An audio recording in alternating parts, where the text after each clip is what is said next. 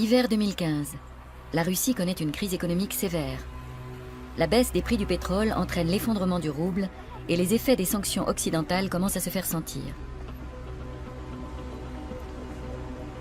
Les premières victimes n'en sont pas les riches, mais bien la classe moyenne pour qui la situation ne cesse de se détériorer. Pourtant, plus que jamais, le peuple reste fidèle à son président. Depuis 2000, Vladimir Poutine est aux commandes du plus grand pays au monde. Il table sur l'abondance de matières premières en Russie pour consolider sa puissance. Quand la conjoncture était meilleure, les revenus liés au gaz et au pétrole avaient rapporté 500 milliards de dollars dans les caisses de l'État. Pour Vladimir Poutine, la crise économique actuelle n'est qu'une mauvaise passe à surmonter en vue du renforcement de son pouvoir. Mais pour atteindre ses objectifs, il doit aussi accroître son influence sur l'économie et la politique de l'Europe occidentale.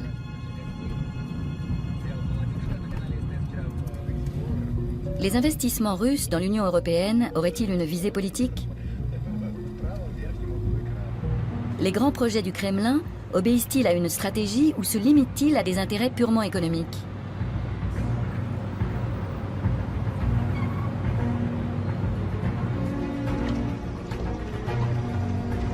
Notre enquête va nous mener dans les principaux milieux économiques européens où sont investis les milliards russes. À Moscou et à Londres, nous rencontrerons partisans et opposants aux échanges Est-Ouest qui se déroulent dans un climat toujours plus conflictuel.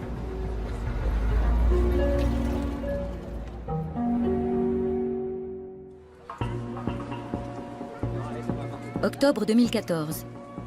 Dans la station balnéaire de Warnemünde se tient la Journée de la Russie. À la suite de l'annexion de la Crimée, les pays occidentaux ont pris des sanctions contre Moscou. Malgré cela, certains entrepreneurs et hommes politiques allemands et russes souhaitent maintenir le dialogue. L'invité de marque de ce forum est l'ancien chancelier allemand Gerhard Schröder. Mesdames et messieurs, nous savons combien la paix et la stabilité dans toute l'Europe sont essentielles à notre bien-être et à notre prospérité. C'est pourquoi un rapport de partenariat avec la Russie est important pour l'Allemagne, mais aussi pour toute l'Europe. Pour l'ancien chancelier, les relations commerciales créent des partenariats et instaurent la confiance, surtout en temps de crise. On dénombre 6000 entreprises allemandes actives en Russie et près de 1000 entreprises russes en Allemagne.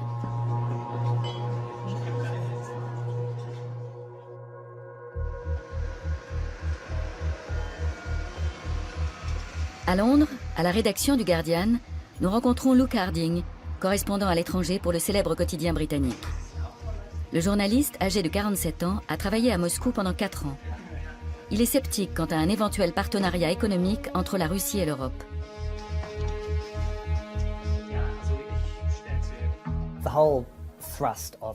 L'objectif principal du Kremlin, de la politique géoéconomique russe, est de diviser l'Europe.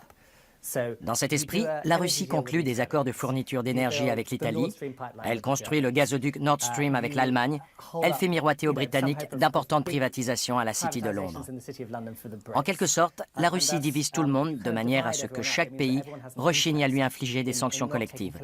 C'est une stratégie très habile. Les transactions avec la Russie nécessitent une préparation toute particulière.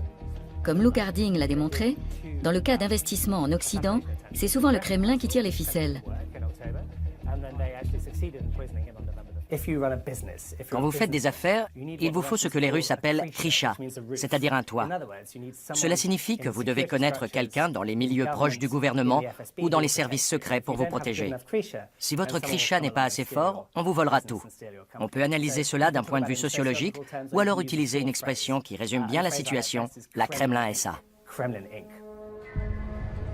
Le Kremlin serait donc une sorte de holding qui mêlerait politique, économie, services secrets et certaines branches du crime organisé, et qui serait chargé de contrôler et de diriger d'importants secteurs économiques. Cette notion de Kremlin SA n'est-elle que le produit de l'imagination d'un journaliste occidental?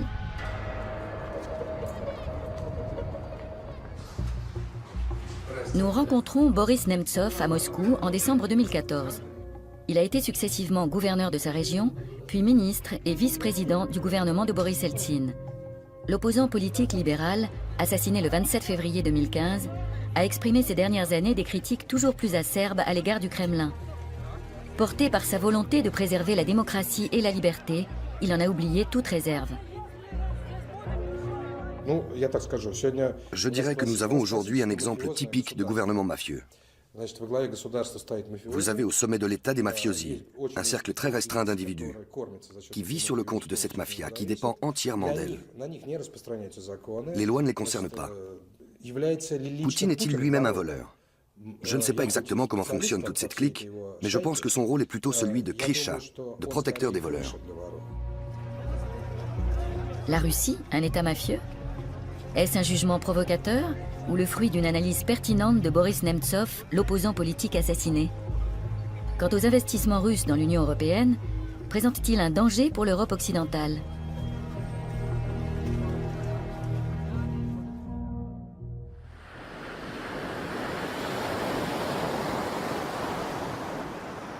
Nous sommes dans le nord de l'Allemagne, en Mecklembourg-Poméranie occidentale. La Russie est l'un des principaux partenaires économiques de la région. Les chantiers navals constituent le cœur industriel de ce land. Après la réunification de l'Allemagne, des millions ont été investis dans leur modernisation en faisant appel aux deniers publics. Aujourd'hui, ils disposent de brevets stratégiques et peuvent se prévaloir d'une riche expérience et d'un précieux savoir-faire. En 2008, un investisseur russe nommé Andrei Bourlakov a acheté 2 chantiers navals à Wismar et à Warnemünde. Dans le monde entier, la construction navale connaît les mêmes problèmes de financement, de surcapacité et de suppression d'emplois. Pourtant, l'investisseur russe fait des promesses et distille de nouveaux espoirs. Un tel optimisme peut-il être justifié? À Moscou, nous avons rendez-vous avec Alexander Levinsky. Le journaliste travaille pour Forbes, le célèbre magazine économique américain. C'est lui qui a enquêté sur le marché des chantiers navals et sur sa signification stratégique pour l'État russe.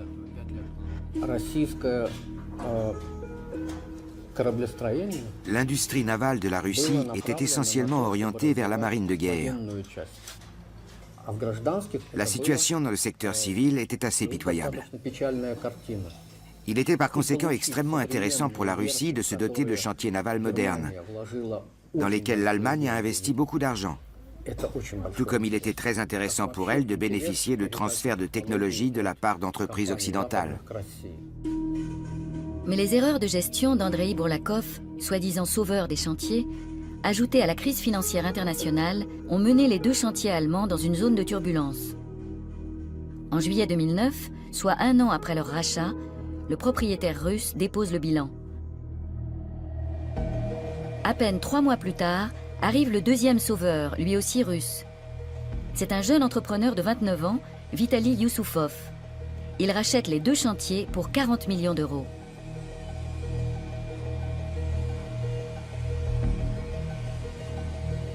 L'engagement massif des Russes dans une industrie aussi durement touchée par la crise soulève des questions.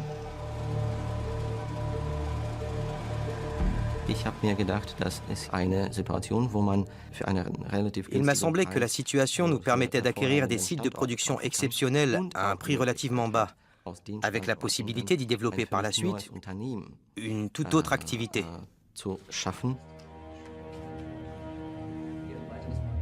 Avant de devenir le propriétaire de ces chantiers navals, Vitali Youssoufov a travaillé pour une filiale du géant énergétique russe, Gazprom.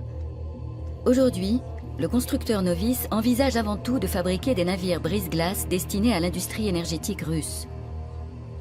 L'Arctique recèle d'importantes ressources gazières. Le gaz naturel liquéfié est transporté par des navires spéciaux.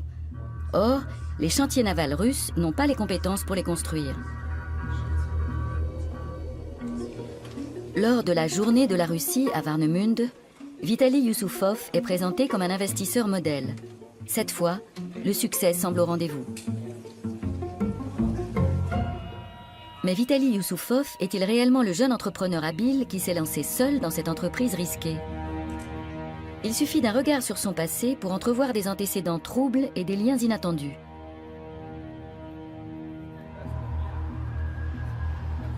Alexander Levinsky, le journaliste de Forbes, a enquêté sur Vitali Youssoufov, champion du gravissement d'échelons.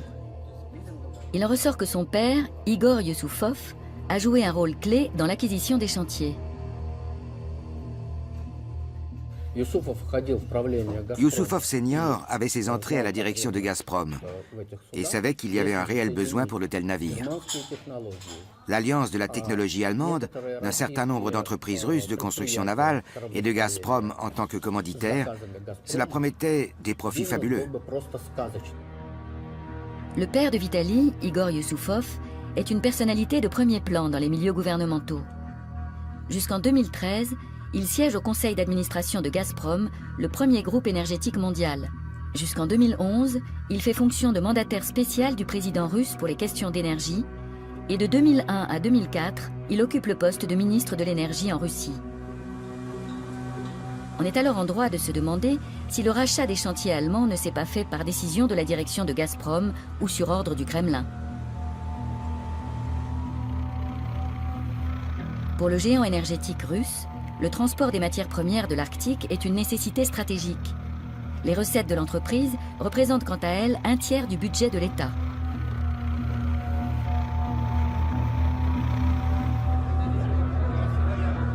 Lors de la Journée de la Russie, Vitali Youssoufov s'est présenté comme unique investisseur. Mais qui a bien pu offrir des millions à un entrepreneur de 29 ans pour une affaire aussi risquée? Est-ce son père, Igor, qui fait office de mécène et tire les ficelles en coulisses? Est-ce le Kremlin qui favorise les Youssoufov parce que le savoir-faire allemand en matière de construction navale est inestimable? Vitali Youssoufov réfute tout lien avec les milieux gouvernementaux. Ce genre de collusion est généralement largement surestimé. Dans mon cas personnel, comme dans celui de mon père, il n'y a pas eu de jeu d'influence.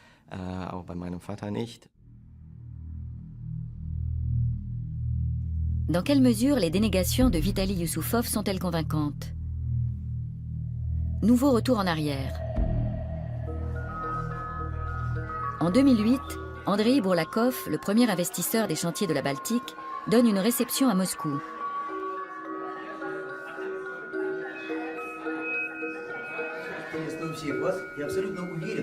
Les Youssoufov figurent parmi les invités. Igor, le père, fonctionnaire au Kremlin, insiste lors de son allocution sur la nécessité stratégique de construire des navires spéciaux pour l'exploitation des matières premières dans l'Arctique. À l'époque déjà, la rumeur prétendait que les Youssoufov et Andrei Bourlakov étaient associés depuis longtemps. Nous posons la question directement à Vitali Youssoufov en octobre 2014. Monsieur Bourlakov et votre famille étaient associés. C'est faux. Mais vous entreteniez des relations. Aucune relation. Ces liens dont font état la presse ont donc été imaginés? Parfaitement. Vous utilisez le terme qui convient. La presse crée souvent de toutes pièces ce genre de liens qui n'ont aucun fondement. Les témoignages divergent. Bourlakov a déclaré à plusieurs reprises qu'il connaissait Youssoufov père depuis plus de 15 ans. Pourquoi Vitali nie-t-il toute relation entre Andrei Bourlakov et les Youssoufov? Que fait Igor, le père, à Wismar en 2008, ici aux côtés d'Andrei Bourlakov, avant que sa famille ne reprenne les chantiers en été 2009? La présence d'un haut fonctionnaire du Kremlin à la réception d'Andrei Bourlakov à Moscou n'est-elle également que le fruit du hasard?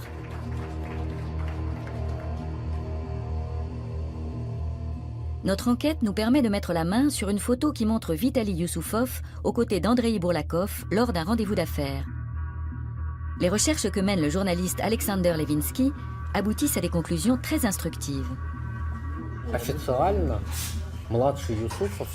Youssoufov fils est devenu officiellement propriétaire des 2 chantiers navals du groupe Wadan Yards en 2009.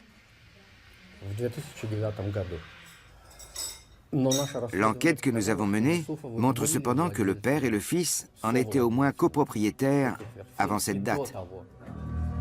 Les Youssoufov étaient-ils déjà secrètement propriétaires des chantiers dès 2008? Andrei Bourlakov n'a-t-il servi qu'à leur ouvrir des portes? Alexandre Levinsky a eu accès au dossier d'instruction de la police russe. En effet, à la suite de la faillite des chantiers, leur ancien propriétaire a été inculpé pour irrégularité dans le marché de la mer Baltique.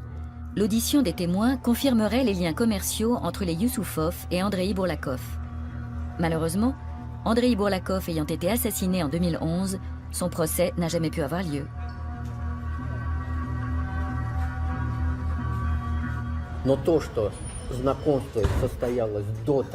Le fait qu'ils se connaissaient avant que Yusupov fils n'investisse dans les Wadan Yards, l'ancien nom des chantiers navals, est pratiquement attesté par les éléments du dossier pénal. Les petits secrets des Yusupov sont-ils censés dissimuler les liens existants entre des intérêts commerciaux privés et les stratégies du Kremlin? Le savoir-faire des chantiers de la Baltique est un atout majeur sur le marché mondial de l'énergie, qui pourrait s'avérer décisif dans l'exploitation des ressources gazières de l'Arctique. Les recettes en résultant ne renfloueraient pas uniquement les caisses de l'État, elles permettraient également au maître du Kremlin de consolider son pouvoir.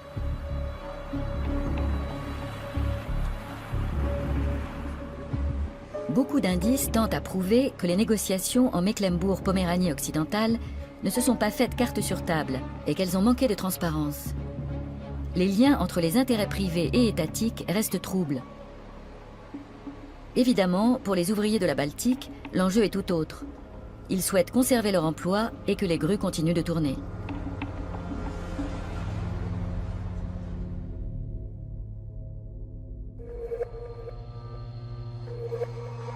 Nous nous rendons à présent à Munich. Pendant près de 17 ans, Boris Reitschuster a travaillé comme correspondant à Moscou. Selon sa théorie, le Kremlin opère une sorte de conquête de l'Ouest à coups de millions. Cela concerne d'après lui un groupe restreint de personnalités haut placées. C'est une question de proximité vis-à-vis du président, de fidélité et de loyauté. Comme dit un dicton sud-américain, pour mes ennemis, la loi, pour mes amis, tout le reste. Vladimir Poutine partage avec certains grands patrons et hauts gradés de l'armée et des services secrets l'ambition de voir la Russie rejoindre le cercle des grandes puissances politiques. Dans cette optique, il n'hésite pas à honorer des requêtes privées.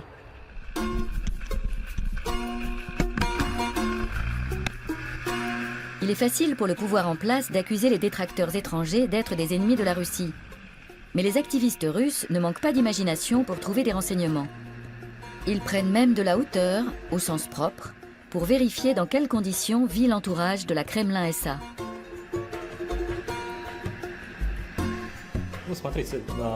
En Europe, cela se passe bien sûr plus simplement. Mais chez nous, dès l'instant où un fonctionnaire s'achète un terrain et y fait construire son palais, il l'entoure d'une clôture de 4 mètres de haut, à travers laquelle on ne voit rien. Les militants appartiennent au cercle du célèbre défenseur des droits civiques, Alexei Navalny. Ils enquêtent sur les personnalités devenues riches du jour au lendemain et sur les soupçons de corruption, puis publient les résultats de leurs recherches sur Internet. Les militants identifient les propriétaires des domaines qu'ils ont localisés. L'un d'eux serait Vladimir Yakounine, le président de la compagnie des chemins de fer russes, un ancien officier du KGB. On dit qu'il est un ami de Vladimir Poutine. Voilà la propriété de Yakounine, en survol. Elle vaut actuellement dans les 2 milliards de roubles. Au moment de son achat, elle valait dans les 50 millions d'euros.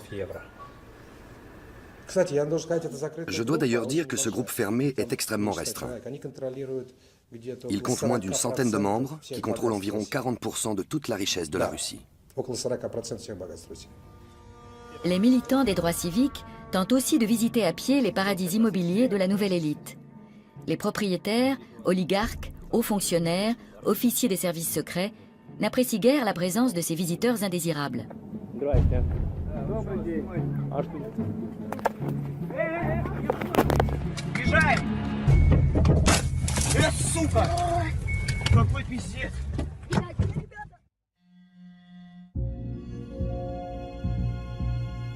Sous le règne de Vladimir Poutine, les services de sécurité sont devenus l'épine dorsale du pouvoir.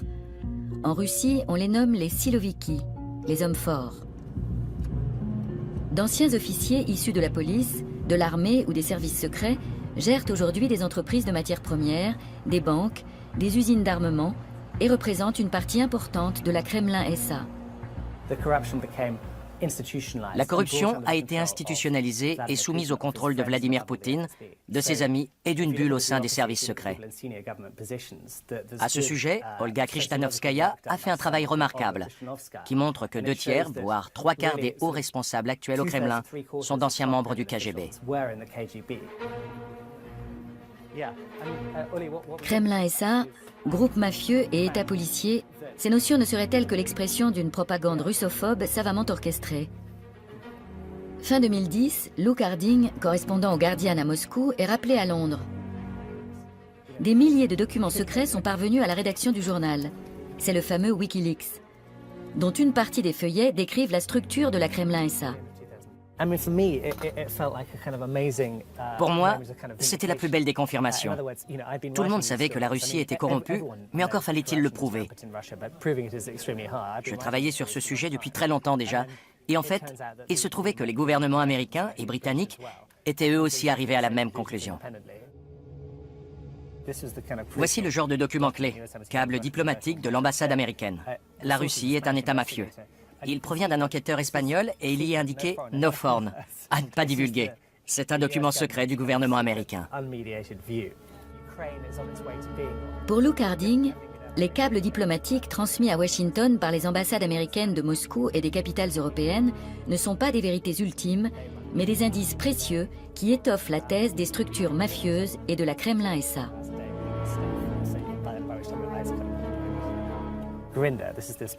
José Grinda, le procureur espagnol, a déclaré qu'il considérait la Biélorussie, la Tchétchénie et la Russie comme des États mafieux.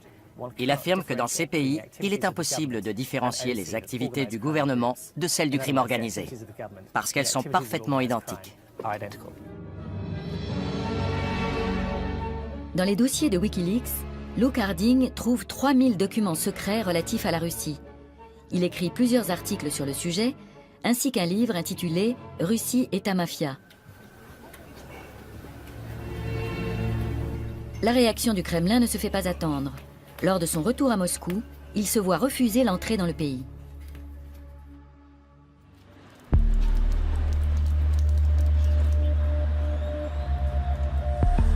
Moscou, décembre 2014. Cette atmosphère de crainte et de méfiance ne règne pas qu'au sein des médias étrangers. Le journaliste moscovite Mikhail Zygar connaît parfaitement les limites de la liberté de la presse en Russie. Il est rédacteur en chef de la chaîne de télévision indépendante Dojd, plateforme critique appréciée surtout des jeunes.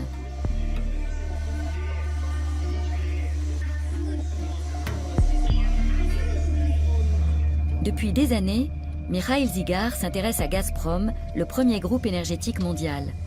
Dans les années 90, l'entreprise a été le berceau de l'enrichissement personnel des dirigeants et fonctionnaires du parti.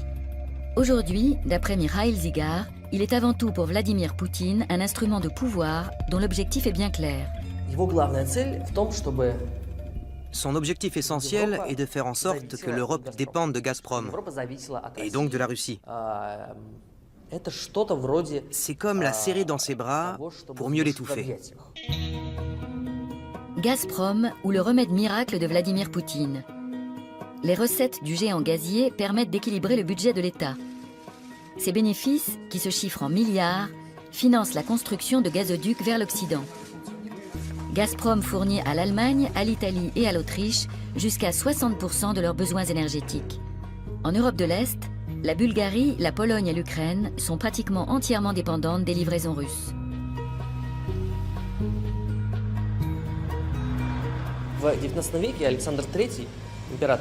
Au XIXe siècle, le tsar Alexandre III disait que la Russie n'avait que deux alliés, son armée et sa flotte. L'allié majeur de Poutine, c'est Gazprom. Ce n'est pas une entreprise indépendante qui a ses propres intérêts et ses propres activités.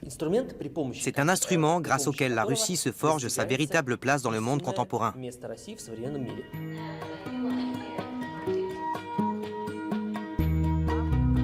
Elmar Brok a été président de la Commission des Affaires étrangères au Parlement européen. Depuis des années, ce spécialiste de l'Europe de l'Est dénonce les liens étroits qui unissent responsables politiques et économiques en Russie. Les Russes veulent jouer d'influence. Ils cherchent à limiter les possibilités d'action de l'Europe. C'est pour ça qu'ils investissent systématiquement dans les domaines liés à la sécurité et qu'ils prennent des parts dans des entreprises bien spécifiques. Ils procèdent ainsi à grande échelle dans les pays baltes, en Serbie, dans les Balkans, mais aussi dans des pays membres de l'Union européenne. Ils n'agissent pas uniquement dans un intérêt économique. Ils ont une stratégie politique claire. C'est un fait que nous avons trop longtemps occulté.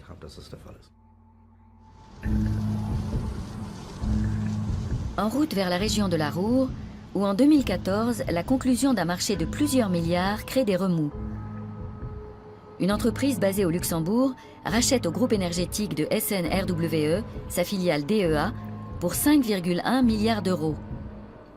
La dette de RWE, qui s'élève à plus de 30 milliards d'euros, pousse le groupe à céder des réservoirs de gaz en Allemagne et 160 licences d'exploitation pétrolière et gazière. Sur fond de conflit ukrainien, la vente de DEA fait les gros titres.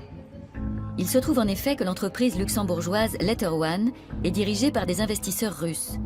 Les opposants à cette vente prétendent qu'elle va à l'encontre de la position du gouvernement allemand qui prône la réduction de la dépendance énergétique face à la Russie. En effet, les licences pétrolières et gazières de DEA lui permettent d'extraire dans la mer du Nord, au Proche-Orient et en Afrique du Nord. Letter One fait une offre de rachat bien supérieure à tous ses concurrents.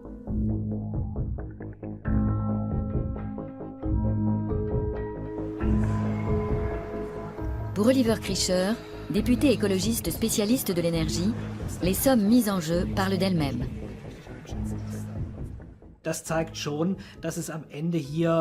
Cela montre que l'affaire conclue ici n'a vraisemblablement pas été uniquement motivée par des intérêts commerciaux, mais qu'à travers DEA, une des plus grandes compagnies gazières et pétrolières en Europe, on cherchait à obtenir un accès stratégique au marché et aux infrastructures énergétiques européennes.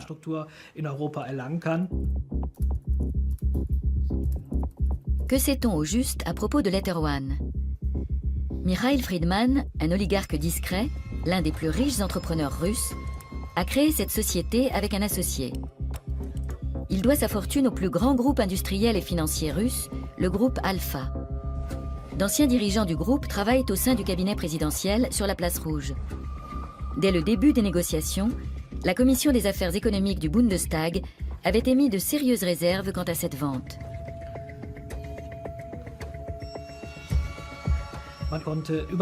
Il était quasi impossible de savoir à qui DEA allait appartenir et qui se cachait derrière tout cela.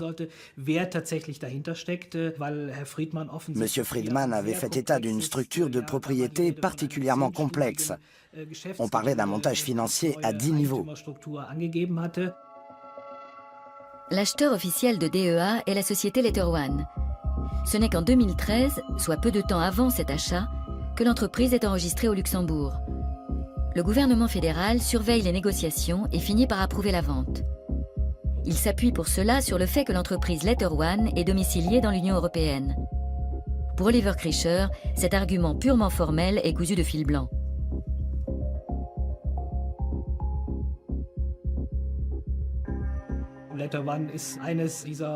Letter One est une holding domiciliée au Luxembourg.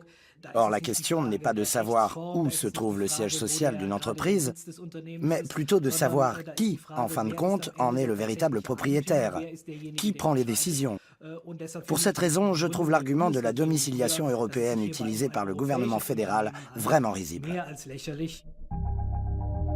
Le gouvernement fédéral aurait-il négligé certaines considérations de sécurité politique et approuvé la vente car RWE avait besoin rapidement de fonds pour assainir la situation financière du groupe? Les réserves de gaz de DEA auraient pu permettre de parer aux arrêts impromptus de livraison de gaz de l'Est, et elles auraient pu contribuer à constituer la réserve stratégique de gaz que préconise l'Allemagne. Le gouvernement fédéral aurait dû se préoccuper davantage de savoir qui sont les véritables décideurs et qui sont les véritables propriétaires de l'entreprise. En fin de compte, on se demande si dans le cas de DEA, la politique menée ne va pas à l'encontre des intérêts de l'Allemagne et de l'Union européenne. Quand je pense que pour des raisons de sécurité politique, le président Obama a empêché il y a 1 an et demi la vente de parcs éoliens à la Chine. Or, ce ne sont que des broutilles comparées à ce qui s'est passé en Europe. Cela montre bien que cette affaire aurait dû être prise bien plus au sérieux. Le milliardaire moscovite n'utilise-t-il les faiblesses économiques du fournisseur d'énergie allemand que pour acquérir une entreprise intéressante à bas prix? Ou cette affaire masque-t-elle une volonté du Kremlin d'accroître son influence économique dans un pays phare de l'Union européenne? Dans le cas de Mikhail Fridman et des oligarques, il peut s'agir d'obéissance servile. Ils connaissent parfaitement les intentions de Vladimir Poutine.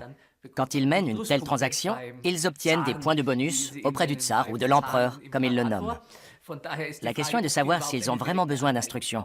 Mais en cas de doute, le Kremlin n'est jamais bien loin. Dans toutes les grandes entreprises, siègent des membres des services secrets pour qui il suffit de passer un coup de fil ou de donner un conseil discret qui ne laisse aucune trace écrite. C'est aussi ce qui rend si difficile la quête d'éléments à produire en justice.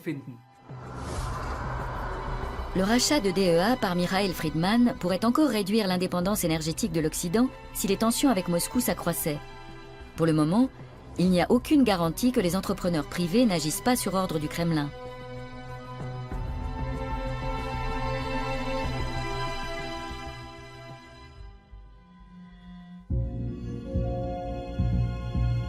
Un mélange d'espoir de relance et de méfiance entoure les investissements russes en Occident. Au cours du deuxième mandat de Vladimir Poutine, Moscou s'efforce de dépasser l'image bien ancrée d'ours imprévisible que renvoie la Russie.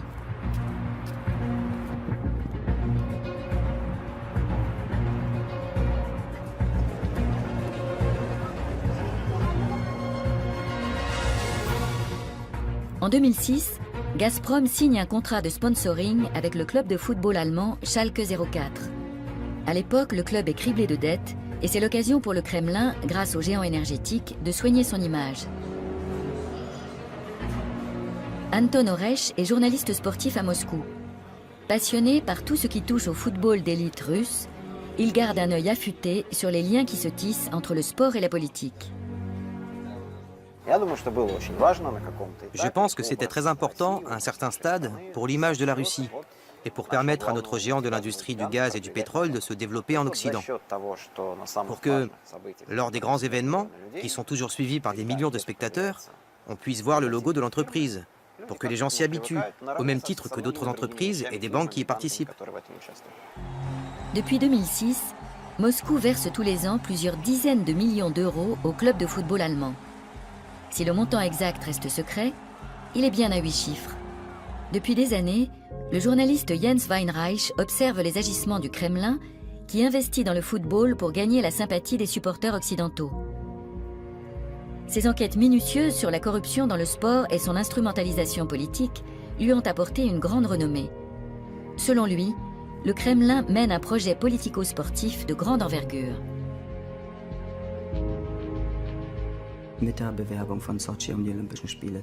C'est en 2005, avec la candidature de Sotchi pour les Jeux Olympiques, que la Russie a commencé à instrumentaliser le sport, à s'en servir comme trait d'union entre la politique et le monde des affaires, avec toujours la même idée de promouvoir l'élite mondiale russe dans tous les domaines possibles et donc aussi en sport. C'est cette même ambition qui a motivé la candidature de la Russie à l'organisation de la Coupe du monde de football.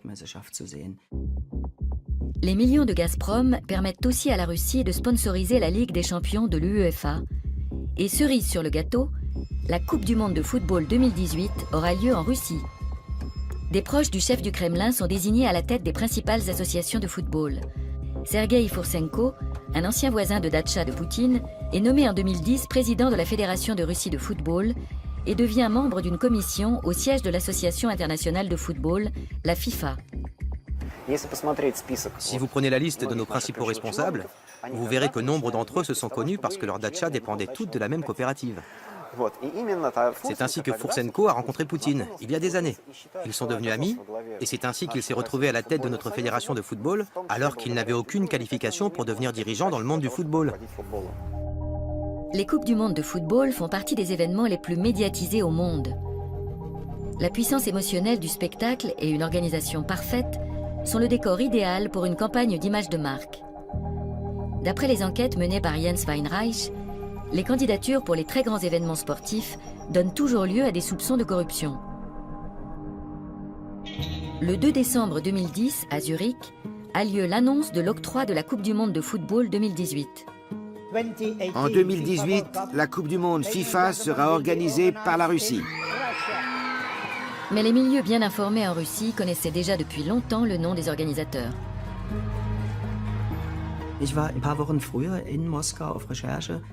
J'étais allé enquêter à Moscou quelques semaines plus tôt, et mes amis dans les médias russes, mes contacts et les personnes que j'avais prévu d'interviewer ont tous affirmé que les Russes fêtaient déjà leur victoire pour 2018.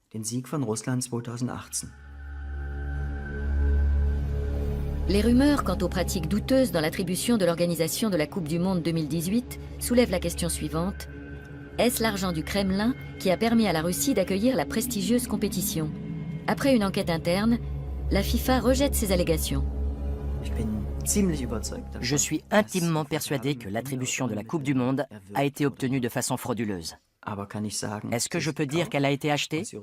D'un point de vue juridique, je peux l'affirmer d'un point de vue général parce que je n'implique personne ni aucune institution. Quoi qu'il en soit, l'attribution de la Coupe du Monde 2018 n'a en aucun cas suivi l'ordre normal des choses.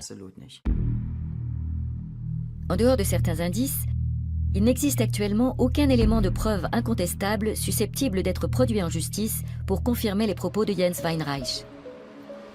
Pour les supporters du Schalke 04, la Coupe du Monde est encore loin.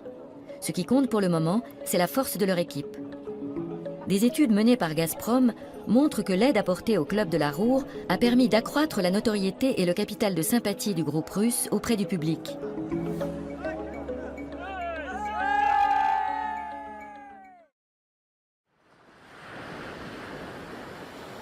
Lors de la journée de la Russie à Warnemünde, l'ancien chancelier Gerhard Schröder appelle à prendre des mesures en faveur de l'état de droit et de la démocratie en Russie, tout en soulignant qu'il convient de garder à l'esprit les progrès des relations bilatérales depuis la fin de la guerre froide. Où serions-nous aujourd'hui si au cours des décennies précédentes, nous n'avions pas construit et préservé la confiance bilatérale qui nous unit?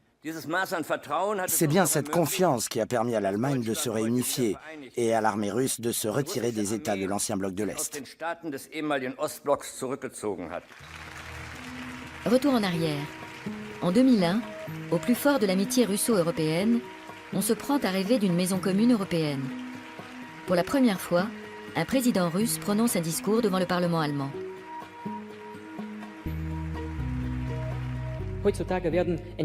Souvent, des décisions sont prises sans que nous ayons été consultés. Après coup, on nous demande de les entériner. On reparle de la loyauté de l'OTAN. On entend même dire que sans la Russie, ces décisions ne pourraient être mises en œuvre. Tout cela est-il normal? Est-ce là un véritable partenariat? Qu'en est-il de l'ingratitude, du mépris et du manque de respect dont fait preuve l'Occident, comme le dénonce Vladimir Poutine?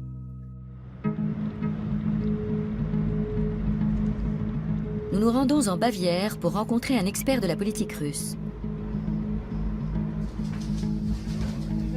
À la fin des années 90, Alfred Koch a été vice-premier ministre de Russie, chargé de la privatisation de l'économie. Pendant de nombreuses années, cet homme politique libéral a formulé de vives critiques à l'encontre du régime du Kremlin. Alfred Koch vit en Allemagne depuis 2013. Souvenez-vous, en décembre 2011, on a commencé à assister à de grands rassemblements. Et en mai 2012, l'un de ces rassemblements a été violemment réprimé. Depuis, on emprisonne les militants qui y ont participé. Dès lors, j'ai compris qu'il n'y aurait aucune démocratisation ni aucun rapprochement avec les libéraux sous Poutine. Il n'a pas choisi délibérément de s'installer au bord du Chiemsee. Une procédure douanière à son encontre est en cours en Russie. Selon Alfred Koch, il ne s'agit que d'une manœuvre du Kremlin visant à l'intimider. Même s'il critique violemment la politique russe, Alfred Koch considère que l'Occident tient une part de responsabilité importante dans les tensions en Europe. Après la défaite de la Russie à l'issue de la guerre froide, l'Occident s'est comporté avec elle comme avec l'Allemagne au lendemain de la Première Guerre mondiale. Il a refusé de l'intégrer, alors même qu'il existait en Russie un puissant mouvement favorable à l'intégration, y compris lors du premier mandat de Poutine. L'Occident ne l'a accueilli ni au sein de la communauté européenne, ni au sein de l'OTAN, dans aucune structure. La Chine est devenue membre de l'OMC avant la Russie. Pour Alfred Koch, le contexte justifie la stratégie de Vladimir Poutine qui consiste à se détourner politiquement de l'Occident et à se servir de la puissance économique russe comme d'un outil politique. Rappelez-vous, il a multiplié les signes d'amitié. Il a été le premier à téléphoner à Bush pour lui faire part de ses condoléances lors des attentats du 11 septembre. Il l'a aidé à fournir des informations et du ravitaillement au contingent américain en Afghanistan, etc. Il s'est vraiment plié en quatre. Il pensait qu'en retour, on l'accueillerait au sein de l'OTAN, ou au moins qu'il participerait à l'élaboration d'un système commun de défense aérienne. On lui a opposé une fin de non-recevoir. Quand il a compris qu'il n'y aurait pas d'intégration, il a commencé à mener la politique qui est aujourd'hui la sienne.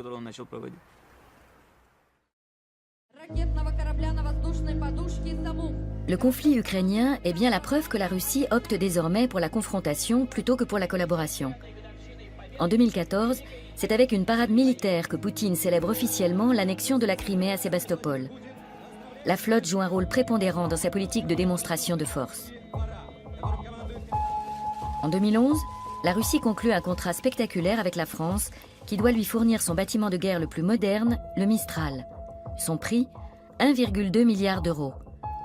Ce navire est capable d'assurer le transport rapide et facile d'hélicoptères, de blindés et de troupes. Il faut se rappeler que le chef de la marine russe avait dit avec un bâtiment comme le Mistral, pour attaquer la Géorgie, on n'aurait pas mis 26 heures, on aurait mis 40 minutes. Et il faut que les Français prennent conscience que ce n'est pas simplement un équipement mineur avec une armée qui a beaucoup de moyens, c'est un outil majeur de déstabilisation de pays aux frontières de l'Europe. Le marché de l'armement est à l'origine de bien des conflits en Europe occidentale. Il divise aussi les esprits en France. Toutefois, ce contrat assure des centaines d'emplois dans les chantiers de Saint-Nazaire. Lorsqu'en 2014, l'Union européenne décide de sanctions contre la Russie, la vente des navires de guerre ne figure pas dans l'embargo de vente d'armes qui vient d'être instauré. L'Europe est très divisée par rapport à la Russie. La France a réussi, dans les sanctions européennes, à faire qu'il y ait un embargo sur les ventes d'armes, mais sur des nouveaux contrats, pas sur des contrats qui étaient déjà engagés. Ce qui est assez ridicule, parce qu'on sait que des contrats d'armement, ça prend toujours beaucoup de temps.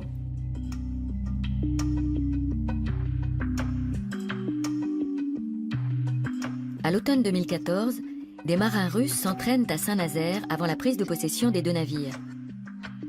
Le contrat serait-il rempli avec la livraison du Vladivostok et du Sébastopol? Et si le contrat donne satisfaction, il y aurait potentiellement 2 navires supplémentaires. Encore une fois, ce sont des navires qui sont co-construits par les Russes et par les Français, avec beaucoup de transferts de technologies françaises, mais dont on ne sait pas au fond les détails, puisque évidemment ce contrat n'est pas public. Fin 2014, Vladimir Poutine met en place une nouvelle doctrine militaire. La Russie veut se positionner en tant que puissance mondiale de premier plan, et cela passe avant tout par la modernisation de sa flotte. L'achat des navires Mistral et d'un savoir-faire technologique militaire pourrait permettre la formation d'une troupe d'intervention rapide en mer.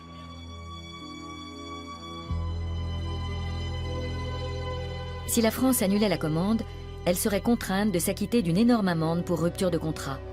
D'après les sondages, la majorité des Français se prononce en faveur de la livraison des vaisseaux. Même le Front National y est favorable. Que si le Front National flirte avec Poutine, c'est parce que Poutine a décidé de financer une partie de l'extrême droite européenne, y compris le Front National, et que son objectif, c'est de faire que l'Union européenne cesse d'être le garant de la démocratie, des droits de l'homme. Depuis l'annexion de la Crimée, la situation politique en Europe a considérablement évolué. La France suspend jusqu'à nouvel ordre la livraison des 2 bâtiments de guerre.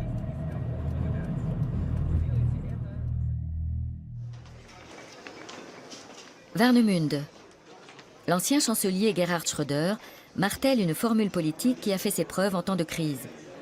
Wandel durch Handel, le changement par les échanges. Tel est le nom donné à la stratégie de détente adoptée durant la guerre froide.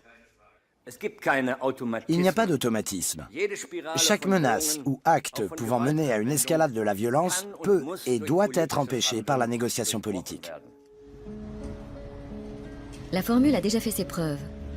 En 1973, l'Allemagne de l'Ouest échange des gazoducs et des crédits qui se chiffrent en millions contre du gaz naturel sibérien. À l'époque, c'est une percée politique dans une période glaciale. Et aujourd'hui, ce modèle pourrait-il fonctionner au vu de la crise actuelle? Nous posons la question à Sergueï Mikheyev, un politologue moscovite proche du Kremlin. Je pense qu'il est essentiel que nous ayons des relations économiques normales. Cela atténuerait immédiatement les tensions politiques, y compris au sein même de la société russe. Car en réalité, malgré toutes les difficultés auxquelles sont confrontés les Russes, personne ne veut la guerre. Il faut être honnête, le concept du Wandel durch Handel n'a absolument pas fonctionné. Il n'y a eu aucun changement en Russie, ou alors dans le mauvais sens. Ce dont nous avons besoin maintenant, c'est de sanctions pas contre le peuple russe, mais contre l'élite du Kremlin. La Russie a-t-elle adopté une double stratégie? Bras de fer militaire devant sa porte à l'est et prise d'influence économique à l'ouest? Les milliards de Moscou représentent-ils une menace pour l'Union européenne?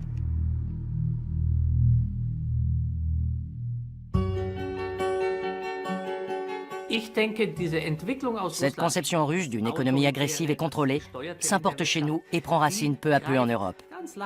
Tandis que nous continuons de croire que l'économie de marché et la démocratie sont un don de Dieu. Gardez vraiment à l'esprit ceci. Défendez vos valeurs. N'acceptez pas de compromis sur les droits de l'homme, sur la question de l'état de droit, sur le respect des obligations internationales, sur la paix et la sécurité. Il ne doit pas y avoir de compromis dans ces domaines.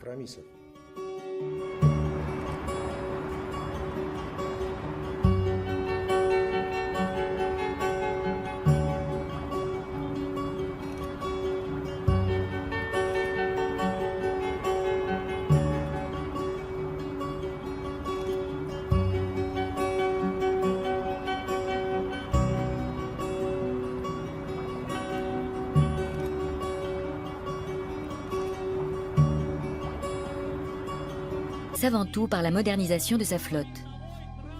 L'achat des navires Mistral et d'un savoir-faire technologique militaire pourrait permettre la formation d'une troupe d'intervention rapide en mer.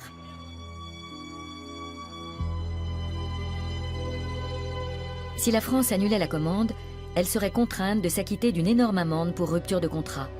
D'après les sondages, la majorité des Français se prononce en faveur de la livraison des vaisseaux. Même le Front National y est favorable.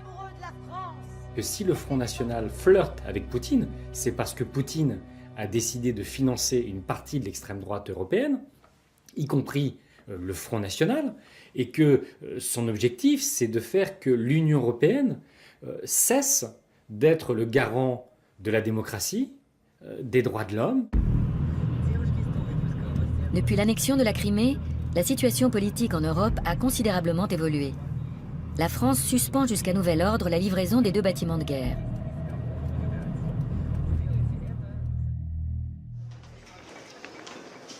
Warnemünde. L'ancien chancelier Gerhard Schröder martèle une formule politique qui a fait ses preuves en temps de crise.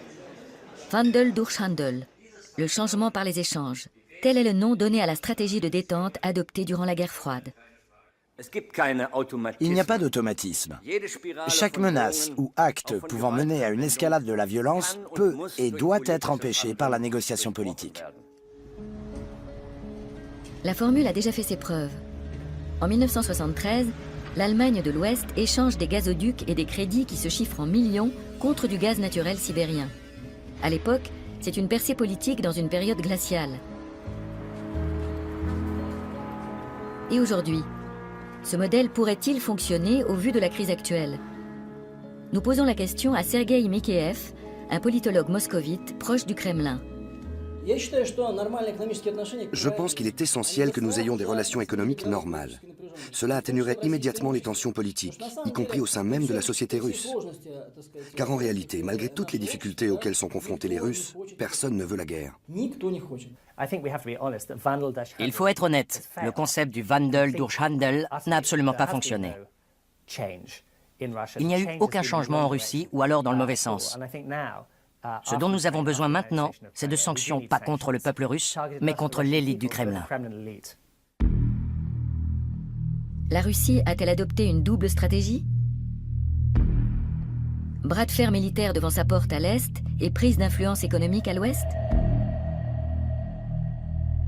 Les milliards de Moscou représentent-ils une menace pour l'Union européenne?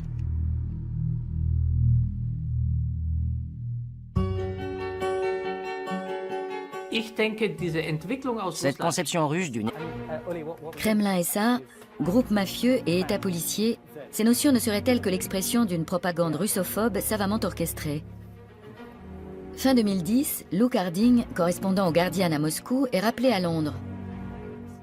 Des milliers de documents secrets sont parvenus à la rédaction du journal. C'est le fameux Wikileaks, dont une partie des feuillets décrivent la structure de la Kremlin SA. Pour moi, c'était la plus belle des confirmations. Tout le monde savait que la Russie était corrompue, mais encore fallait-il le prouver. Je travaillais sur ce sujet depuis très longtemps déjà, et en fait, il se trouvait que les gouvernements américains et britanniques étaient eux aussi arrivés à la même conclusion. Voici le genre de document clé, câble diplomatique de l'ambassade américaine. La Russie est un État mafieux. Il provient d'un enquêteur espagnol et il y est indiqué « No foreign », à ne pas divulguer. C'est un document secret du gouvernement américain. Pour Luke Harding, les câbles diplomatiques transmis à Washington par les ambassades américaines de Moscou et des capitales européennes ne sont pas des vérités ultimes, mais des indices précieux qui étoffent la thèse des structures mafieuses et de la Kremlin SA.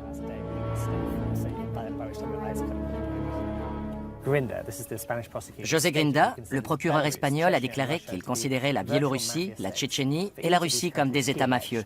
Il affirme que dans ces pays, il est impossible de différencier les activités du gouvernement de celles du crime organisé, parce qu'elles sont parfaitement identiques. Dans les dossiers de Wikileaks, Luke Harding trouve 3000 documents secrets relatifs à la Russie. Il écrit plusieurs articles sur le sujet, ainsi qu'un livre intitulé « Russie, État mafia ». La réaction du Kremlin ne se fait pas attendre. Lors de son retour à Moscou, il se voit refuser l'entrée dans le pays.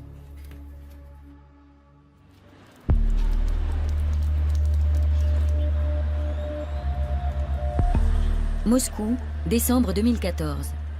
Cette atmosphère de crainte et de méfiance ne règne pas qu'au sein des médias étrangers. Le journaliste moscovite Mikhail Zygar connaît parfaitement les limites de la liberté de la presse en Russie. Il est rédacteur en chef de la chaîne de télévision indépendante Dojd, plateforme critique appréciée surtout des jeunes.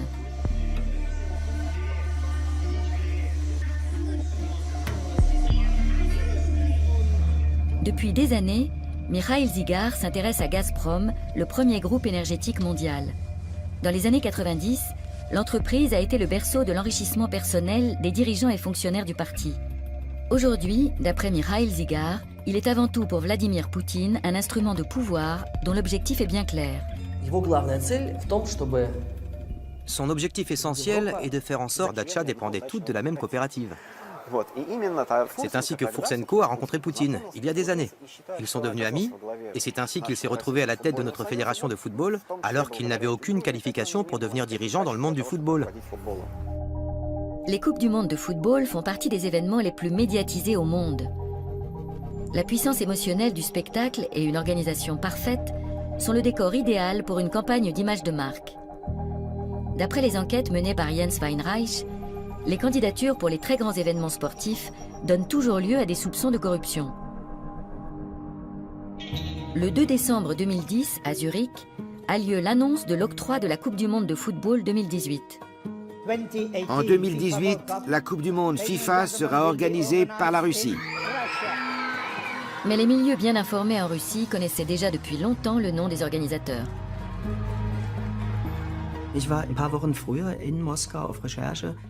J'étais allé enquêter à Moscou quelques semaines plus tôt, et mes amis dans les médias russes, mes contacts et les personnes que j'avais prévu d'interviewer ont tous affirmé que les Russes fêtaient déjà leur victoire pour 2018.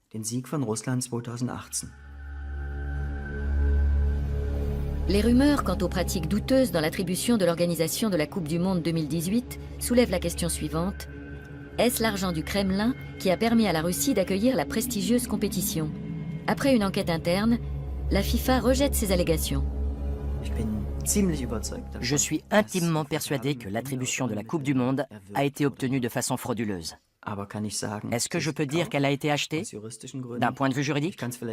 Je peux l'affirmer d'un point de vue général parce que je n'implique personne ni aucune institution. Quoi qu'il en soit, l'attribution de la Coupe du Monde 2018 n'a en aucun cas suivi l'ordre normal des choses.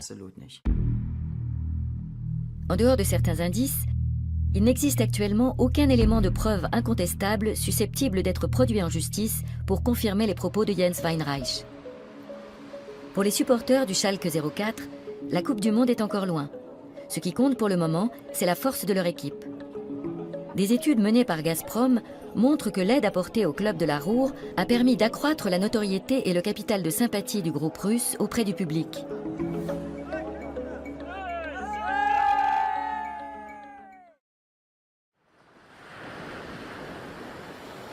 Lors de la journée de la Russie à Warnemünde, l'ancien chancelier Gerhard Schröder appelle à prendre des mesures en faveur de l'état de droit et de la démocratie en Russie, tout en soulignant qu'il convient de garder à l'esprit les progrès des relations bilatérales depuis la fin de la guerre froide.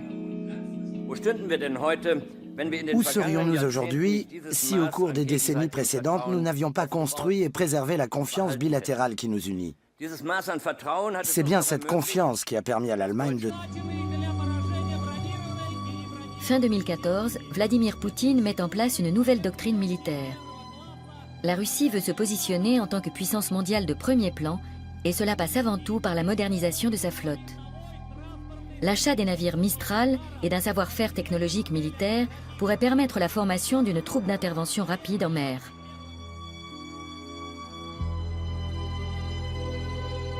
Si la France annulait la commande, elle serait contrainte de s'acquitter d'une énorme amende pour rupture de contrat. D'après les sondages, la majorité des Français se prononcent en faveur de la livraison des vaisseaux. Même le Front National y est favorable. Que si le Front National flirte avec Poutine, c'est parce que Poutine a décidé de financer une partie de l'extrême droite européenne, y compris le Front National, et que son objectif, c'est de faire que l'Union européenne cesse d'être le garant de la démocratie, des droits de l'homme. Depuis l'annexion de la Crimée, la situation politique en Europe a considérablement évolué. La France suspend jusqu'à nouvel ordre la livraison des 2 bâtiments de guerre.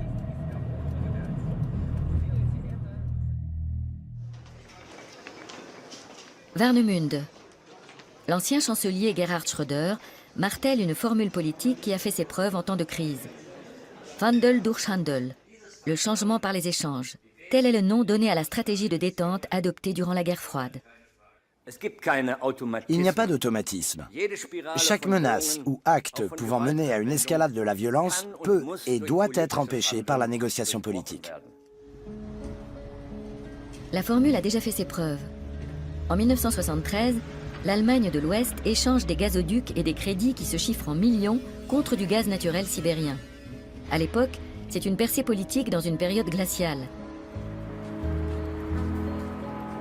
Et aujourd'hui, ce modèle pourrait-il fonctionner au vu de la crise actuelle? Nous posons la question à Sergueï Mikheyev, un politologue moscovite proche du Kremlin. Je pense qu'il est essentiel que nous ayons des relations économiques normales. Cela atténuerait immédiatement les tensions politiques, y compris au sein même de la société russe. Car en réalité, malgré toutes les difficultés auxquelles sont confrontés les Russes, personne ne veut la guerre. Il faut être honnête, le concept du Wandel durch Handel n'a absolument pas fonctionné. Il n'y a eu aucun changement en Russie, ou alors dans le mauvais sens. Ce dont nous avons besoin maintenant, c'est de sanctions pas contre le peuple russe, mais contre l'élite du Kremlin. La Russie a-t-elle adopté une double stratégie? Bras de fer militaire devant sa porte à l'Est et prise d'influence économique à l'Ouest? Les milliards de Moscou. L'enquête que nous avons menée montre cependant que le père et le fils en étaient au moins copropriétaires avant cette date. Les Youssoufov étaient-ils déjà secrètement propriétaires des chantiers dès 2008? Andrei Bourlakov n'a-t-il servi qu'à leur ouvrir des portes? Alexandre Levinsky a eu accès au dossier d'instruction de la police russe. En effet, à la suite de la faillite des chantiers, leur ancien propriétaire a été inculpé pour irrégularité dans le marché de la mer Baltique. L'audition des témoins confirmerait les liens commerciaux entre les Youssoufov et Andrei Bourlakov. Malheureusement, Andrei Bourlakov ayant été assassiné en 2011, son procès n'a jamais pu avoir lieu.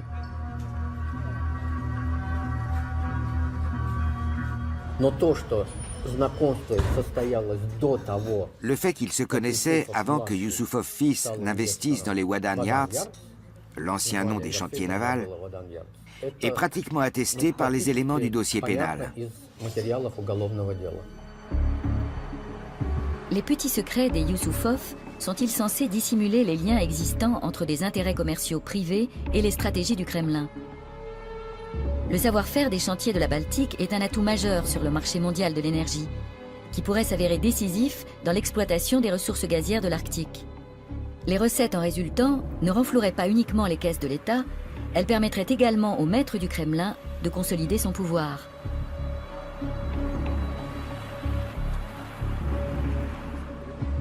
Beaucoup d'indices tentent à prouver que les négociations en Mecklembourg-Poméranie occidentale ne se sont pas faites carte sur table et qu'elles ont manqué de transparence.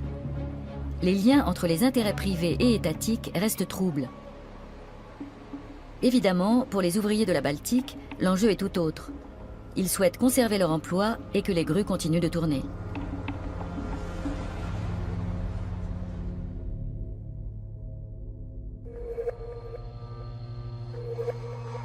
Nous nous rendons à présent à Munich. Pendant près de 17 ans, Boris Reitschuster a travaillé comme correspondant à Moscou. Selon sa théorie, le Kremlin opère une sorte de conquête de l'Ouest à coups de millions. Cela concerne d'après lui un groupe restreint de personnalités haut placées. C'est une question de proximité vis-à-vis du président, de fidélité et de loyauté. Comme dit un dicton sud-américain, pour mes ennemis, la loi, pour mes amis, tout le reste. Vladimir Poutine partage avec certains grands patrons et hauts gradés de l'armée et des services secrets l'ambition de voir la Russie rejoindre le cercle des grandes puissances politiques. Dans cette optique, il n'hésite pas à honorer des requêtes privées.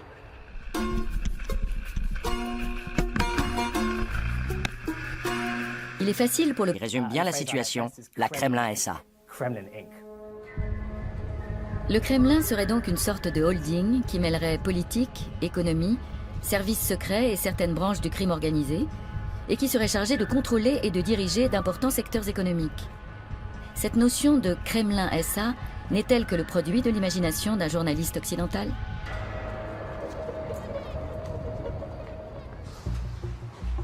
Nous rencontrons Boris Nemtsov à Moscou en décembre 2014. Il a été successivement gouverneur de sa région, puis ministre et vice-président du gouvernement de Boris Eltsine. L'opposant politique libéral, assassiné le 27 février 2015, a exprimé ces dernières années des critiques toujours plus acerbes à l'égard du Kremlin. Porté par sa volonté de préserver la démocratie et la liberté, il en a oublié toute réserve. Je dirais que nous avons aujourd'hui un exemple typique de gouvernement mafieux. Vous avez au sommet de l'État des mafiosi, un cercle très restreint d'individus, qui vit sur le compte de cette mafia, qui dépend entièrement d'elle. Les lois ne les concernent pas. Poutine est-il lui-même un voleur? Je ne sais pas exactement comment fonctionne toute cette clique, mais je pense que son rôle est plutôt celui de Krisha, de protecteur des voleurs. La Russie, un État mafieux? Est-ce un jugement provocateur ou le fruit d'une analyse pertinente de Boris Nemtsov, l'opposant politique assassiné? Quant aux investissements russes dans l'Union européenne, présentent-ils un danger pour l'Europe occidentale?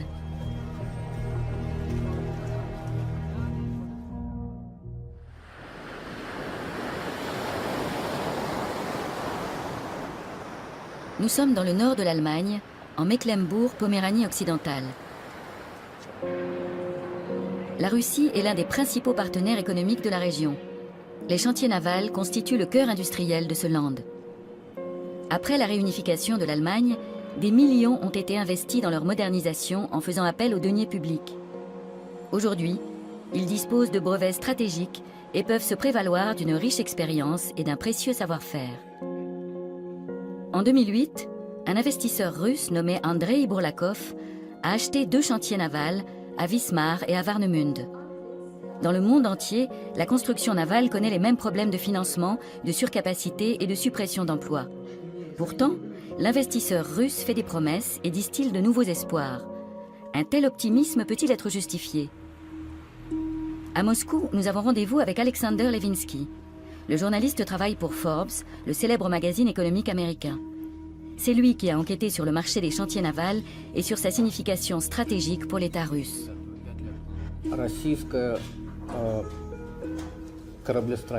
L'industrie navale de la Russie était essentiellement... Entier, la construction navale connaît les mêmes problèmes de financement, de surcapacité et de suppression d'emplois. Pourtant, l'investisseur russe fait des promesses et distille de nouveaux espoirs. Un tel optimisme peut-il être justifié? À Moscou, nous avons rendez-vous avec Alexander Levinsky. Le journaliste travaille pour Forbes, le célèbre magazine économique américain. C'est lui qui a enquêté sur le marché des chantiers navals et sur sa signification stratégique pour l'État russe.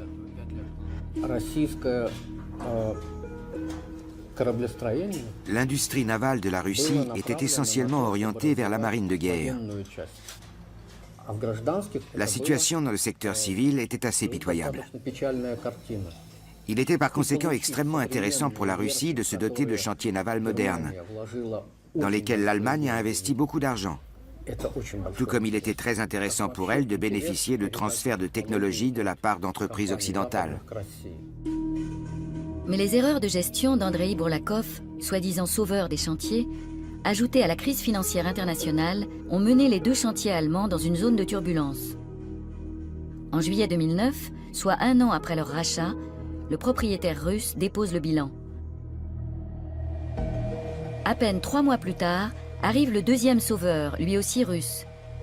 C'est un jeune entrepreneur de 29 ans, Vitali Youssoufov.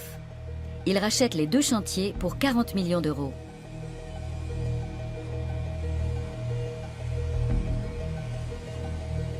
L'engagement massif des Russes dans une industrie aussi durement touchée par la crise soulève des questions.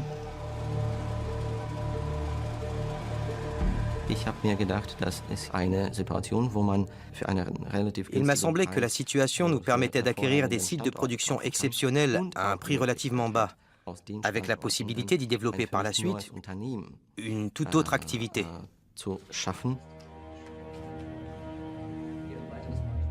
Avant de devenir le propriétaire de ces chantiers navals, Vitali Youssoufov a travaillé pour une filiale du géant énergétique russe, Gazprom. Aujourd'hui, le constructeur novice envisage avant tout de fabriquer des navires brise-glace destinés à l'industrie énergétique russe.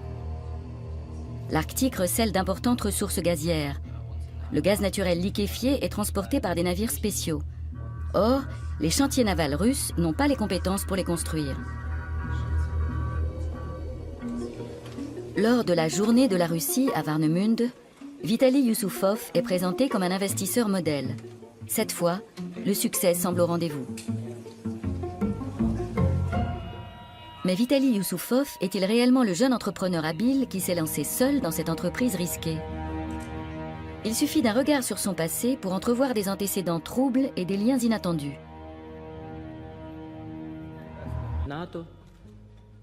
On entend même dire que sans la Russie, ces décisions ne pourraient être mises en œuvre. Tout cela est-il normal? Est-ce là un véritable partenariat? Qu'en est-il de l'ingratitude, du mépris et du manque de respect dont fait preuve l'Occident, comme le dénonce Vladimir Poutine?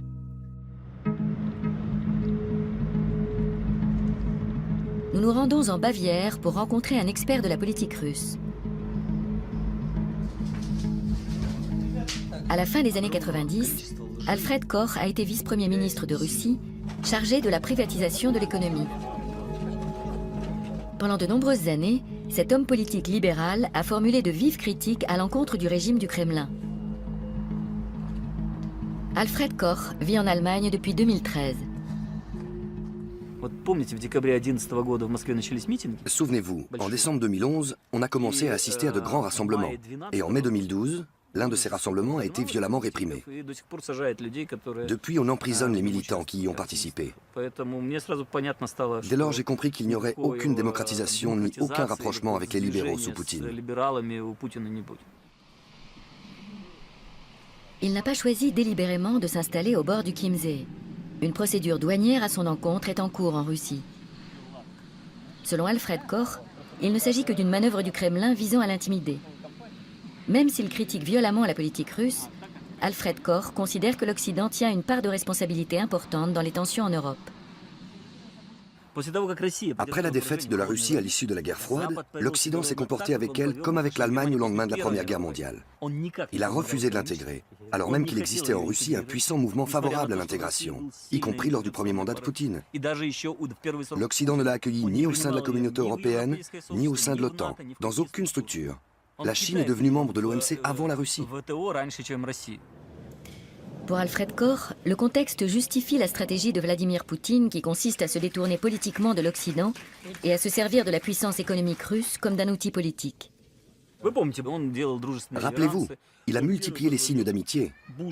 Il a été le premier à téléphoner à Bush pour lui faire part de ses condoléances lors des attentats du 11 septembre. Il l'a aidé à fournir des informations et du ravitaillement au contingent américain en Afghanistan, etc. Il s'est vraiment plié en quatre. Il pensait qu'en retour, on l'accueillerait au sein de l'OTAN, ou au moins qu'il participerait à l'élaboration d'un système commun de défense aérienne. On lui a opposé une fin de non-recevoir. Quand il a compris qu'il n'y aurait pas d'intégration, il a commencé à mener la politique qui est aujourd'hui la sienne.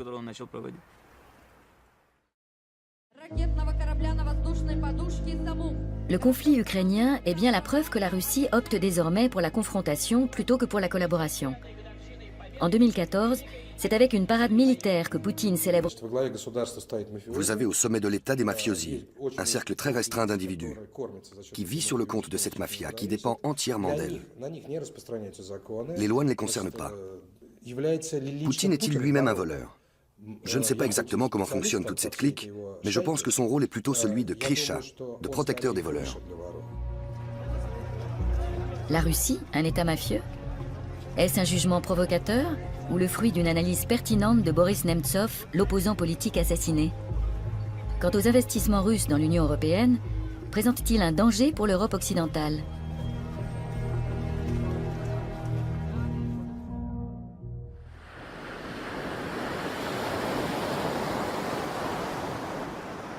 Nous sommes dans le nord de l'Allemagne, en Mecklembourg-Poméranie occidentale. La Russie est l'un des principaux partenaires économiques de la région. Les chantiers navals constituent le cœur industriel de ce land. Après la réunification de l'Allemagne, des millions ont été investis dans leur modernisation en faisant appel aux deniers publics.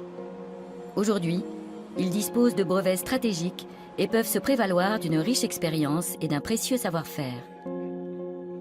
En 2008, un investisseur russe nommé Andrei Bourlakov a acheté 2 chantiers navals à Wismar et à Warnemünde. Dans le monde entier, la construction navale connaît les mêmes problèmes de financement, de surcapacité et de suppression d'emplois. Pourtant, l'investisseur russe fait des promesses et distille de nouveaux espoirs. Un tel optimisme peut-il être justifié? À Moscou, nous avons rendez-vous avec Alexander Levinsky. Le journaliste travaille pour Forbes, le célèbre magazine économique américain. C'est lui qui a enquêté sur le marché des chantiers navals et sur sa signification stratégique pour l'État russe.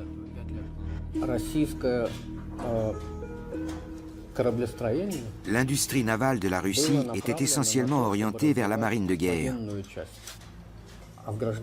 La situation dans le secteur civil était assez pitoyable. Il était par conséquent extrêmement intéressant pour la Russie de se doter de chantiers navals modernes, dans lesquels l'Allemagne a investi beaucoup d'argent.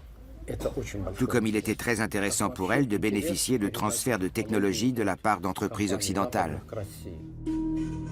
Mais les erreurs de gestion d'Andrei Bourlakov, soi-disant sauveur des chantiers, ajoutées à la crise financière internationale, ont mené les 2 chantiers allemands dans une zone de turbulence.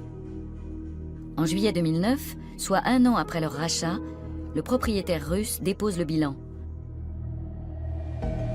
À peine 3 mois plus tard, arrive le 2e sauveur, lui aussi russe. C'est un jeune entrepreneur de 29 ans, Vitaly Yusupov. Il rachète les 2 chantiers pour 40 millions d'euros.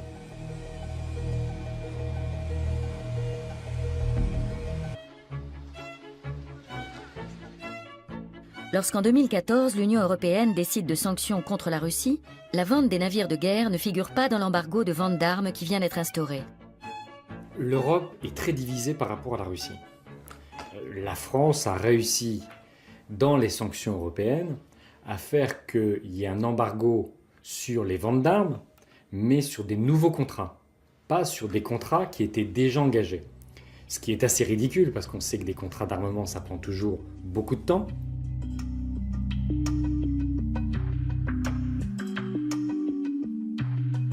À l'automne 2014, des marins russes s'entraînent à Saint-Nazaire avant la prise de possession des 2 navires. Le contrat serait-il rempli avec la livraison du Vladivostok et du Sébastopol? Et si le contrat donne satisfaction, il y aurait potentiellement 2 navires supplémentaires. Encore une fois, ce sont des navires qui sont co-construits par les Russes et par les Français, avec beaucoup de transferts de technologies françaises, mais dont on ne sait pas au fond les détails, puisque évidemment ce contrat n'est pas public. Fin 2014, Vladimir Poutine met en place une nouvelle doctrine militaire. La Russie veut se positionner en tant que puissance mondiale de premier plan, et cela passe avant tout par la modernisation de sa flotte. L'achat des navires Mistral et d'un savoir-faire technologique militaire pourrait permettre la formation d'une troupe d'intervention rapide en mer.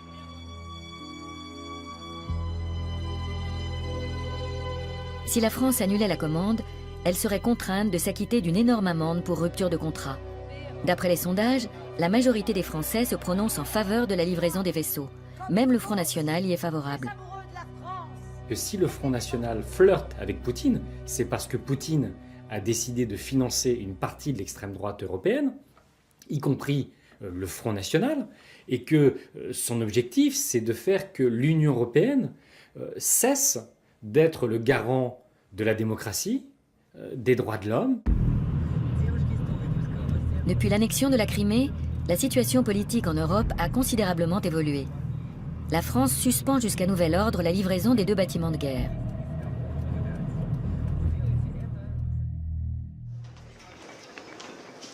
Warnemünde. L'ancien chancelier Gerhard Schröder martèle une formule politique qui a fait ses preuves en temps de crise. Wandel durch Handel, le changement par les échanges. Tel est le nom donné à la stratégie de détente adoptée durant la guerre froide. Il n'y a pas d'automatisme. Chaque menace ou acte pouvant mener à une escalade de la violence peut et doit être empêché par la négociation politique.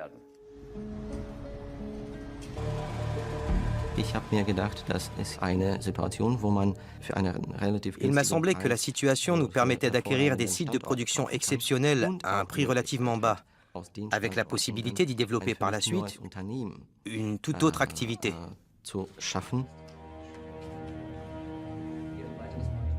Avant de devenir le propriétaire de ces chantiers navals, Vitali Yusupov a travaillé pour une filiale du géant énergétique russe, Gazprom.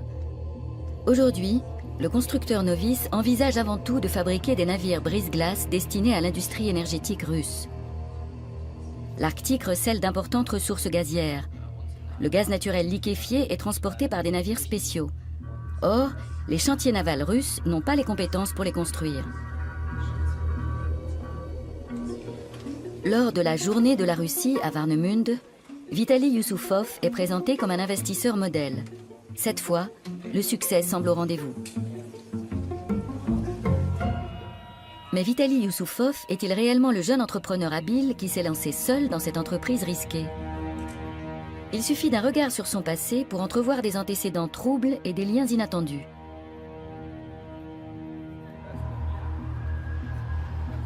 Alexander Levinsky, le journaliste de Forbes, a enquêté sur Vitali Yusupov, champion du gravissement d'échelons. Il en ressort que son père, Igor Yusupov, a joué un rôle clé dans l'acquisition des chantiers. Yusupov senior avait ses entrées à la direction de Gazprom et savait qu'il y avait un réel besoin pour de tels navires. L'alliance de la technologie allemande, d'un certain nombre d'entreprises russes de construction navale et de Gazprom en tant que commanditaire, cela promettait des profits fabuleux. Le père de Vitali, Igor Yusupov, est une personnalité de premier plan dans les milieux gouvernementaux. Jusqu'en 2013, il siège au conseil d'administration de Gazprom, le premier groupe énergétique mondial. Jusqu'en 2011, il fait fonction de mandataire spécial du président russe pour les questions d'énergie, et de 2001 à 2004, il occupe le poste de ministre de l'énergie en Russie. On est alors en droit de se demander si le rachat des chantiers allemands ne s'est pas fait par décision de la direction de Gazprom ou sur ordre du Kremlin. Pour le géant énergétique russe, le transport des matières premières de l'Arctique est une nécessité stratégique. Les recettes de l'entreprise représentent quant à elles un tiers du budget de l'État.